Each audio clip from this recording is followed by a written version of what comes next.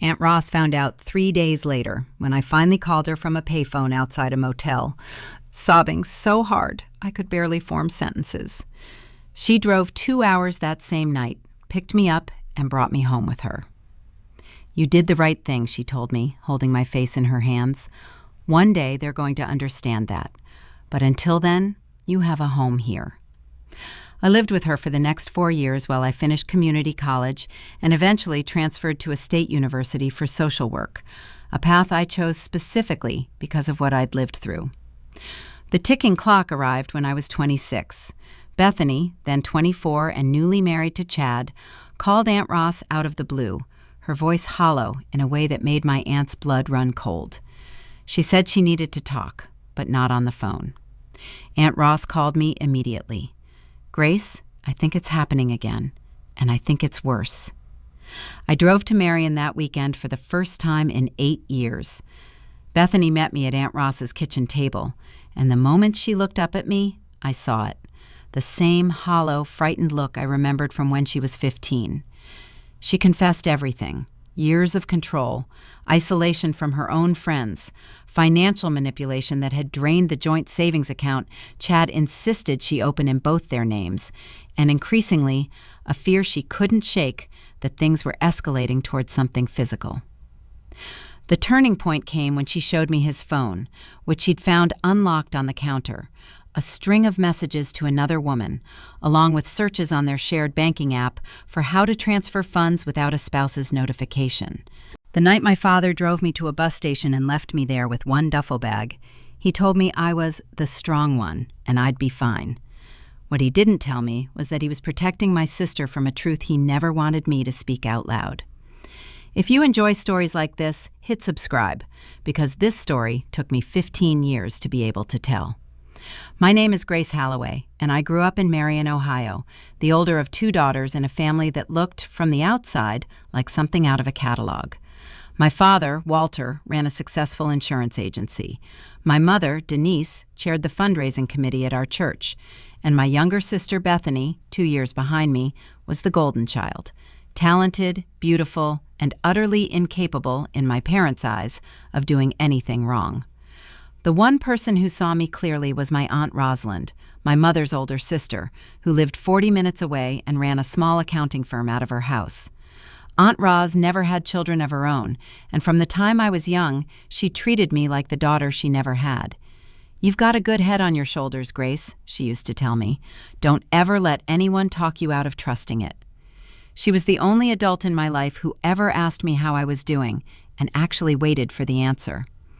Bethany's boyfriend, Chad Whitfield, entered our lives when I was 16 and she was 14. He was 20, charming, drove a nice truck, and had my parents wrapped around his finger within a month. He complimented my mother's cooking, helped my father with yard work, and called them Mr. and Mrs. Halloway with old-fashioned politeness that made them light up every time. Aunt Roz met him exactly once, at a 4th of July barbecue, and pulled me aside afterward. "That boy's smile doesn't reach his eyes, Grace," she said quietly. "Watch him." I told her she was being paranoid. I was wrong. For the first year, things seemed fine on the surface. Chad was around constantly, and my parents treated him like a 5th family member. But slowly, I started noticing things that didn't sit right. He'd make comments about Bethany's clothing being too revealing, then buy her new outfits himself and insist she wear only those. He discouraged her from hanging out with her school friends, telling my parents her friends were bad influences, and my parents, charmed as they were, agreed without question. Bethany, only 15 by then, stopped going to sleepovers. She stopped answering my texts as often. When I asked her about it, she just shrugged and said, "Chad just worries about me. It's sweet." It stopped being sweet the night I walked past her bedroom door and heard something that still makes my stomach turn to think about. I won't describe it in detail. I don't need to. What matters is that I saw enough, at 17 years old, to understand that Chad Whitfield was not simply an overprotective boyfriend. He was something far more dangerous, and my 15-year-old sister was not safe in her own home. I told my parents that same night, shaking, barely able to get the words out. My mother's face went white. My father's jaw tightened. For one terrifying moment, I thought they believed me. Then my mother said the sentence that broke something in me permanently. "Grace, you must have misunderstood.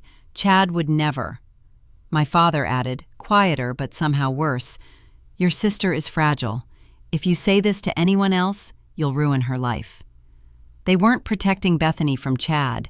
They were protecting their image, and Chad from me.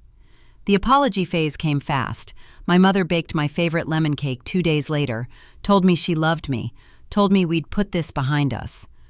I let myself believe for exactly 1 week that maybe things would change, that maybe they'd quietly start watching Chad more closely. Instead, Chad started coming around even more, and my parents grew colder toward me by the day, as if my accusation had made me the problem in the house. When I brought it up again a month later, this time with more detail, my father's calm face turned to a total shutdown. He didn't speak to me for 11 days. When my mother finally addressed it again, it wasn't with concern. It was with an ultimatum. I was to never mention Chad's name in that house again. I couldn't let it go. 2 months later, I quietly called a school counselor, seeking guidance on what to do. Somehow, within days, my parents found out. That was the first major incident. Not violence, but something that felt just as brutal. My father called me into the living room, calm as ever, and told me I had betrayed the family by going outside our home with private matters. My mother stood beside him, arms crossed, refusing to meet my eyes.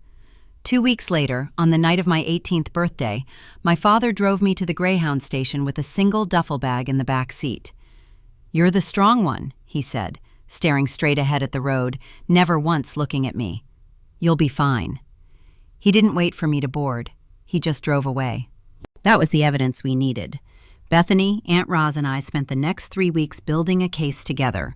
Financial records showing $46,000 quietly siphoned into a separate account. Screenshots of the messages, and a written timeline of years of control that finally, painfully, matched the pattern I'd tried to warn everyone about a decade earlier. Bethany filed for divorce and, with the financial evidence, also pursued a civil case for the misappropriated funds. My parents, confronted with everything at once, finally broke down. Not in anger this time, but in devastating realization. My mother called me crying, saying words I'd waited 10 years to hear. "You tried to tell us. We should have listened to you, not him." The confrontation with Chad happened in a courtroom, not a living room.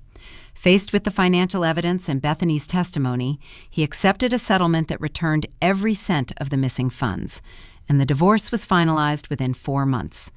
The messages to the other woman, combined with a pattern of financial control an investigator uncovered involving 2 previous girlfriends, meant Chad Whitfield's reputation in Marion crumbled entirely. He left town within the year, unable to hold a job once word spread through the small community that had once welcomed him with open arms. My parents spent the next 2 years slowly rebuilding what they'd broken. It wasn't instant forgiveness. I won't pretend it was. But my mother started attending therapy. My father wrote me a letter I still keep in my desk drawer. And Bethany and I grew closer than we'd ever been as kids.